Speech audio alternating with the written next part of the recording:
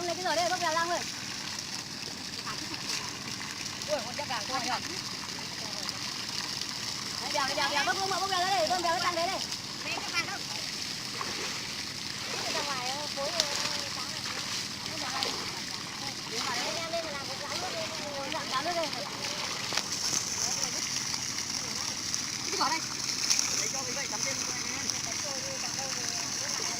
Lai này bây giờ nó phải tầm mười mấy tấc.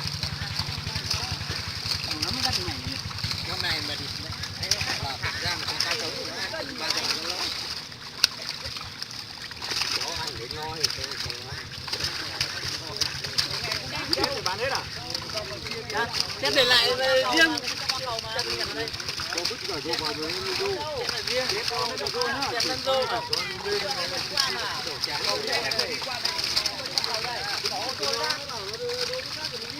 Từ này đi mẹ xả ra nước đẹp nhanh. Mẹ lên mình chết.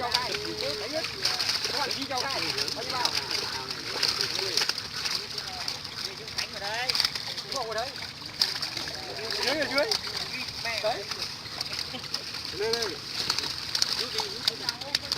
Câu kia bỏ đâu? Gì ra? Còn nó bảo đi qua đây.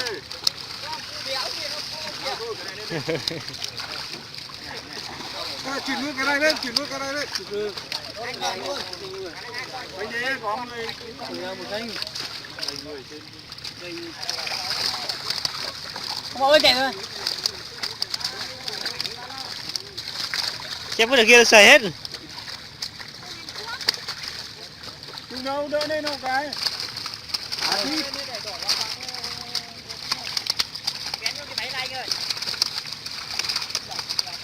Điện này bảo vén hộ đi, không biết làm đâu. Không biết làm.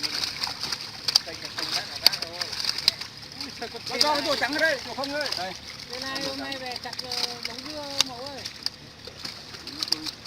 Ông nào cao tay bắt chia lai đi. Cho bác bắt vô khi ăn thì bắt. Em rồi vứt cái này cho trôi nữa.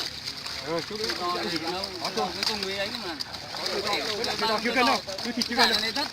Còn này đất thùng xong lên thì vứt lại. Đi cho nên đi. Cho lấy Tết à? Khổ khóc. Con này như thế này. Miếng này khác. Này, làm cái cả chục lít tiền cướp. Thế này kéo nó cao lên nó trườn phát là qua. Để cho nó ngoan đừng mạnh quá nó có cái hộp đó. Ui giời ơi, phải tầm 8 cân. Ui giời ơi. Sợ nhỉ. Đây.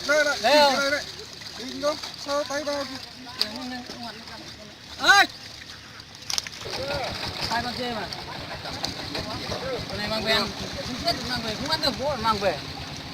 Con này tối cho xào chả cây, cho nướng, chả cây.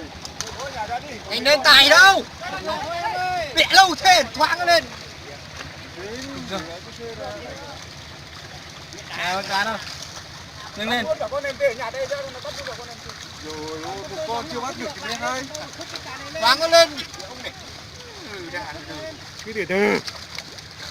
Cho con này thả ra thuyền cho ta gầy quê. Con này 7 cân không? 7 cân con này hết kìa. 17 cân. Ui dồi ôi. Có một con trôi trong nữa. Rồi, để mẹ con trôi. Bỏ nó.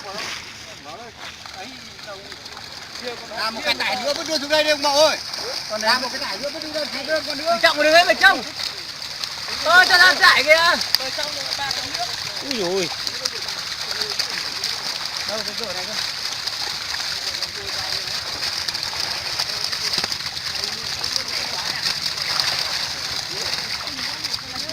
Đấy. Người này làm vào cái kia đúng không?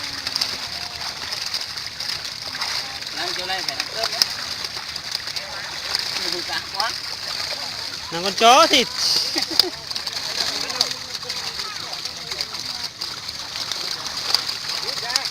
Hay đấy nhỉ. Ôi, có cái cây nào không? Ôi, chú Sinh đây này. Lên đi. Đâu?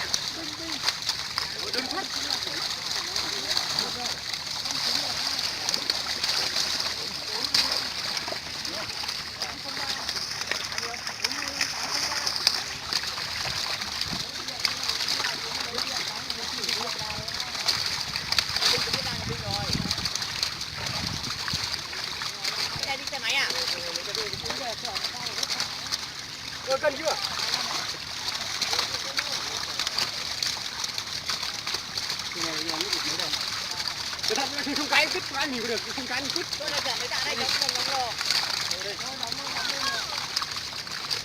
Bui ba trong vậy.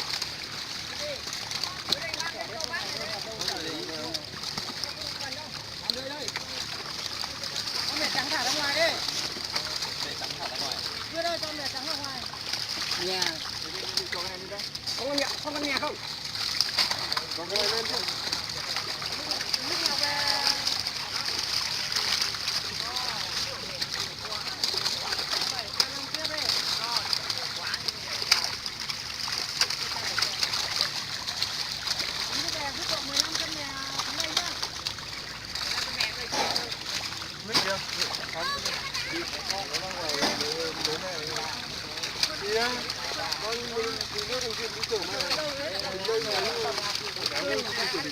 Ôi giời, cái chú chi cho một người bóng. Đang làm vậy này. Chết được. Không chết được một con bọn con chở cho ông Hiến rồi. Nó bơm chi? Không có chi.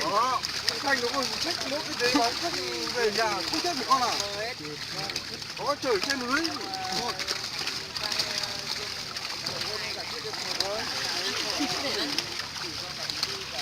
Nó 7 cân.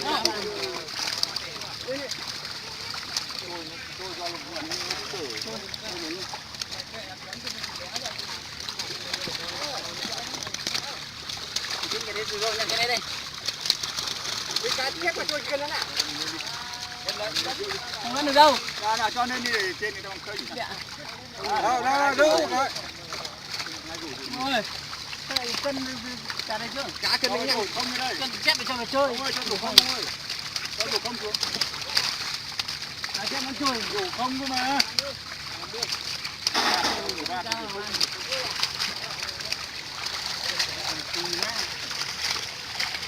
Cá thịt chứ gì không nhá.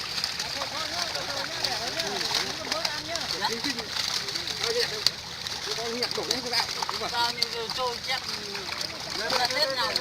Dạ, cần cá đấy, cần đi kéo đấy. Bỏ lại nhé chứ nhá. Cá thịt cứ để đấy. Nhiều người cân cũng phải đấy. Đi đâu? Em ơi. Sao đi? Lên.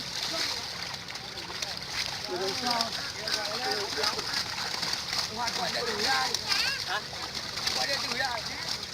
Quá đi ra.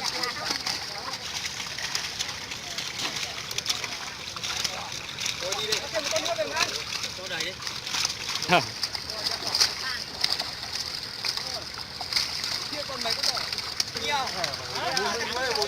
Ê!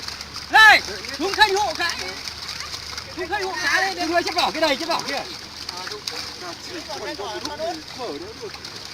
Ê, khanh hộ đã. Đi về. Thêm hộ đá nhẹ.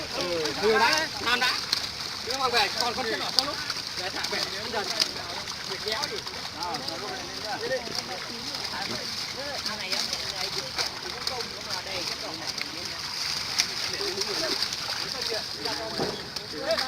Đầy cá để cho ra ngoài.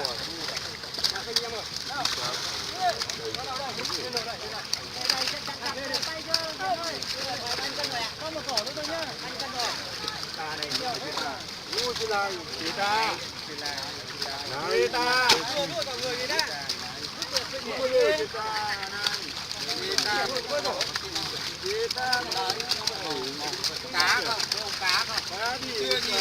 Con chê đấy, con chê ta gì chứ? Nhìn trên này đâu? Tay tôi bắt rồi, tay rồi. Con trên này bé ăn trên cũ đúng không? Đến bạn đây. Đến đấy đi.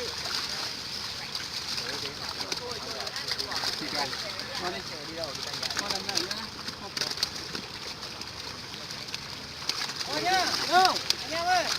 Nhặt cho cái rô lên nữa, còn đâu cho ngược ở lại con cá kia. Nhặt rô lên này. Nhặt rô lên còn cho ngược ở lại à? Thôi em vứt lại đi ăn đằng kia. Vứt lại đằng kia. Đợi chờ lại hạnh phúc.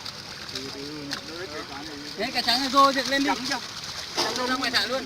Chấm thả Để mang về kia thả mà. Xem còn con nào. Ui, đặt mấy cái thô này con thả nó ra thì ném trên cái nâu. con chấm này ra, con thu vứt là chết rồi. Bây giờ rổ đấy. Ok.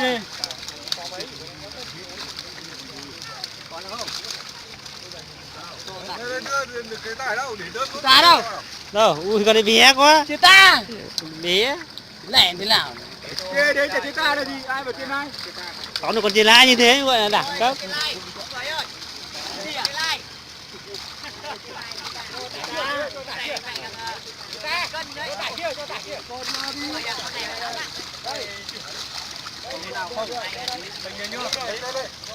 Gạt hết trôi lại, gạt hết trôi lại.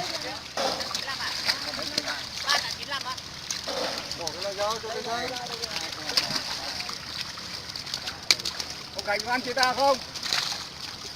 Thôi con đấy để chủ ăn. Quý ơi. Thôi chạy mất rồi. Chị ta vào đây. Vẫn còn đấy, gạt nó lại. Chị ta đấy. Để luôn. Cho thì bóng lên là rách đấy. Rồi tải cho. Bóng